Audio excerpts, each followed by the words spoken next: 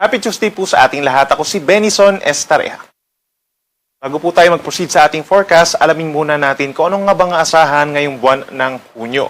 Sa mga unang araw po ng buwan, posible na po magsimula ang wet season or tag-ulan sa Pilipinas na mas mararamdaman po dito sa may western sections ng Luzon and Visayas. Dahil po dyan, mas dadalas na po yung tinatawag natin na southwest monsoon or hanging habagat o yung hangin na nagmumula po sa timog kanluran na mataas ang moisture. So, ibig sabihin, pag mas mataas at basa ang hangin, ang moisture, ibig sabihin po, mas madalas ang mga nagpo-form ng mga clouds. At the same time, posible ang mas madalas sa mga pag-ulan na minsan ay malalakas. However, posible pa rin po yung tinatawag natin na monsoon break o yung panahon na nagtatagal ng ilang araw or hanggang 2 linggo kung saan walang umiihip po na hanging habagat at halos walang nararanasan ng mga pag-ulan.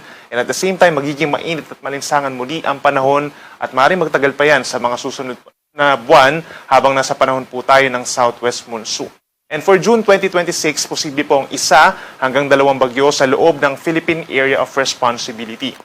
Base po sa ating latest climatological tracks po ng Pag-asa, may mga bagyo na lumalapit po dito sa may parting Bicol Region and Eastern Visayas. Pagpasok niya ng Philippine Area of Responsibility, saka kilos po pa northwestward at dadaan po dito sa natitirang bahagi ng Southern Luzon. May chance din na dumaan at maglandfall dito sa may Metro Manila, gayon din sa ilang bahagi ng Central Luzon. Pero meron din mga bagyo na nabubuo sa may silangan ng Luzon or pumapasok sa may silangan ng Luzon, saka lalapit po dito sa may Northern Luzon at maliit lang yung chance na maglandfall. At sa halip po ay magre-recurve or lilihis ang direksyon palayo sa ating kalupaan patungo dito sa may Okinawa, Japan. However, kapag po nandito ang mga bagyo sa may hilagang bahagi ng Philippine Sea, may tendency po na palakasin ito ang hanging habagat or southwest monsoon. So yung mga areas na pinakamaulan ay hindi po itong mga areas na pinakamalapit po dito sa may bagyo sa may Northern Luzon, kundi dito po sa may areas po ng Mimaropa, Western Visayas, Zambales, and Bataan dahil ini-enhance po nito yung southwest monsoon kapag ganitong panahon ng Hunyo. Ang susunod po na ipapangalan natin sa mga bagyo ay Esther and Francisco. Sila po yung magiging pang-5 at pang-6 na bagyo ngayong 2026.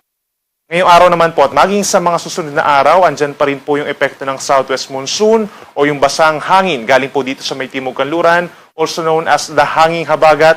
Marami pa rin po mga lugar ang magkakaroon ng mga pag-ulan sa mga susunod na araw and within the next 12 hours, pinakang-uulanin ito pa rin areas kagaya ng Palawan, Occidental Mindoro, Cavite, Batangas, Zambales, Bataan, Tarlac, Pampanga, Bulacan, Metro Manila, at Pangasinan. Kaya't magbaon po ng payong kung lalabas ng bahay, mag-ingat din po sa banta ng mga pagbaha at pagguho ng lupa. Habang natitirang bahagi ng Luzon, gayon din ng Western Visayas, may effect din po yun ng southwest monsoon, kaya madalas din po ang mga magiging pag-ulan sa susunod na 12 oras, bagamat hindi naman ito tuloy-tuloy. Minsan, malalakas po ang mga magiging pag-ulan, habang may mga localized thunderstorms pa rin naman dito sa may Mindanao, eastern portion of Visayas, and central portion, mga isolated or localized thunderstorms po yan na tinatawag. Sa mga nagtatanong naman po kung kailan nga ba magsisimula ang panahon ng tag-ulan, kapag po na-meet na natin yung criteria po sa lakas ng hangin at sa lakas po ng ulan, na kailangan po ay galing po dito sa may kanluran in terms of hangin at kailangan nasa 25 millimeters po for a 5-day period, then saka pa lang po tayo magdedeklara at estimate natin is by the end of this week or early next week. Samantala, base naman sa ating data satellite animation, meron po tayong namata na cloud cluster or kumpul ng ulap dito po sa may West Philippine Sea at hindi natin inaalis yung chance na by tonight or tomorrow, kaya may mabuo po dyan na low pressure area. At yung assessment po natin, pag mayroon dyang low pressure area, kikilos ito pahilagang silangan or along dito sa may West Philippine Sea pa rin, sa may kanluran po ng Luzon. And at the same time, simula po ngayon hanggang sa mabuo yung LPA, hanggang sa araw po ng Friday, posible magkaroon ng mga pag-ulan pa rin dulot ng habagat at low pressure area sa malaking bahagi po ng Luzon. So lagi lamang magantabay sa ating updates.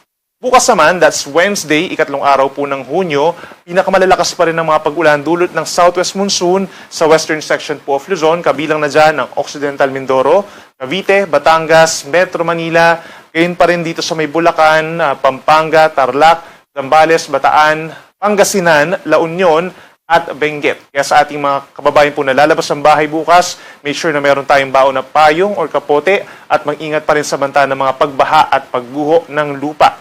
Habang natitirang bahagi ng Luzon, asahan po bukas, araw ng Miyerkules, may mga times pa naman sa umaga na bahagyang maulap or minsan umaaraw pa nga. Actually, Then pagsapit po ng hapon hanggang gabi, mostly cloudy skies na sa malaking bahagi ng Luzon at aasahan pa rin po ang mga pulupulong pag-ulan at mga thunderstorms na usually nagtatagal po ng 2 hanggang 3 oras. Temperatura natin sa Metro Manila, 26 to 31 degrees Celsius.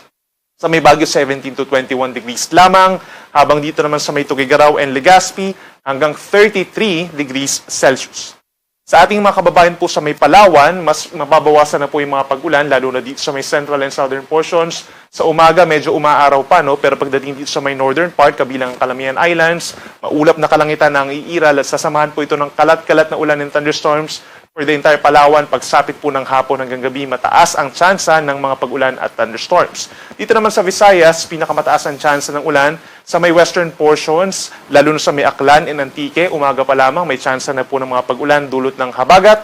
Habang natitirang bahagi ng Visayas, partly cloudy skies, umaga hanggang tanghali, and then sa dakong hapon hanggang gabi, andyan pa rin yung mga pagkulimlim at may tsansa pa rin po ng mga localized thunderstorms or pulupulong pagkidlat, pagkulog. Temperatura natin sa Puerto Princesa hanggang 32 degrees Celsius, habang sa may Metro Cebu mainit po sa tanghali hanggang 33 degrees. At sa ating mga kababayan po sa Mindanao, asahan gaya po dito sa malaking bahagi ng Visayas, fair weather conditions naman or magiging maaraw at maganda ang panahon in terms of, yun nga po, magiging maaraw naman or maliwalas ang kalangitan mula umaga hanggang early afternoon. Then pagsapit muli ng hapon hanggang gabi, nagiging makulimlim na po lalo sa may areas ng Zamboanga Peninsula and Bangsamoro region at sasamahan din ng mga isolated na ulan at mga thunderstorms na walang kinalaman sa anumang LPA or bagyo. Temperatura natin sa may Zamboanga City and Davao City, mainit din po hanggang 33 degrees Celsius. At para naman sa ating weather advisory, meron po tayong aasahan na significant rainfall sa susunod na 3 araw. Yan po ay dahil pa rin sa southwest monsoon. Meron tayong nilalabas po na weather advisory kapag significant ang magiging pag-ulan at posible ang mga pagbaha at pagguho ng lupa. At kapag meron tayong yellow, ibig sabihin po niyan, posible ang 50 to 100 mm sa dami ng ulan sa loob ng 24 oras. So simula po ngayong hapon hanggang bukas ng hapon, posible ang malalakas na ulan sa may Palawan, Occidental Mindoro, gayon din sa may Cavite, Batangas, Metro Manila, paakyat ng Bulacan, Pampanga, Bataan, Zambales at Pangasinan. Kaya inuulit natin, mag-ingat sa banta ng pagbaha at pagguho ng lupa. Sa ating mga kababayan naman po, pagsapit ng bukas ng hapon hanggang sa Thursday afternoon, mataas pa rin ang tsansa ng ulan sa may Zambales, Bataan, Tarlac, and Pangasinan. And at the same time, dito na rin po sa may Benguet, La Union, and Ilocos Sur dahil sa unti-unting pag-akyat ng malalakas na ulan dahil sa southwest monsoon. So mag-ingat din po sa banta ng mga pagbaha, lalo na sa mga low-lying areas. Mataas din ang tsansa ng pagragasa ng mga ilog natin dyan at sa mga bulubundukin na lugar, lalo na dito sa may Cordillera region, posible po ang landslides. Habang pagsapit naman ng Thursday afternoon hanggang Friday afternoon, maraming lugar pa dito sa halos buong Northern Luzon, actually buong Ilocos region po, makakaroon ng significant na rainfall dahil sa pag-akyat pa ng southwest monsoon. Ganyan din ang mga probinsya ng Abra, Benguet, at dito pa rin sa may Zambales and Bataan. Ang mga pag-ulan po natin by nature, paminsan-minsan ay malalakas. So may mga times na hindi umuulan, may times na magkakaroon ng mga pag-ulan, pero malalakas at posible mong umabot sa more than 50 millimeters. Kaya nandyan pa rin ang banta ng mga pagbaha at pagguho ng lupa. So make sure na coordinated din tayo sa ating barangay officials at local government units na kailangan ng rescue at evacuation. Para naman sa lagay ng ating karagatan, ngayon and for the next 2 days, mananatili pa rin medyo maalon po dito sa may West Philippine Sea at doon sa may extreme northern Luzon hanggang 2.8 meters po dahil yan sa southwest monsoon pa rin. Habang natitira ang baybayin po ng ating bansa, from Sulusi hanggang dito sa may Bicol region, Visayas, Mindanao, aasahan na banayad naman hanggang katamtaman ng taas ng mga pag-alon, kalahati hanggang 1 metro, and then kapag may mga thunderstorms tayo sa hapon, umaakyat na po ito sa 2.5 metro, paminsan-minsan. Make sure na coordinated tayo, lalo na dito sa Luzon, sa ating mga local coast guards, kung magpapatuloy ba ang inyong biyahe sa mga susunod na araw dahil po yan sa malakas na habagat. At para naman sa lagay pa ng ating panahon, from Thursday up until weekend, that's June 4 to 6, andyan pa rin po ang southwest monsoon. Inuulit natin, unti-unting aakyat po yung southwest monsoon natin. Kaya ang pinakamaapektuhan po talaga ay Luzon. Pagsapit po ng Thursday, yung pa rin mga areas sa may western section or kanlurang parte facing the West Philippine Sea, ang pinakamalalakas ang mga mararanasan ng mga pagulan. Kabilang na dyan ang Baguio City or Benguet. Habang dito sa Metro Manila, bahagyang mababawasan yung mga pag-ulan. pero magpapatuloy ang maulap na kalangitan pagsapit po ng Thursday, gayon din sa may Cavite, Batangas at Occidental Mindoro. Pinakamalakas po ang pag-ulan sa may Ilocos Region, Cordillera Region at dito rin sa western section ng Central Luzon.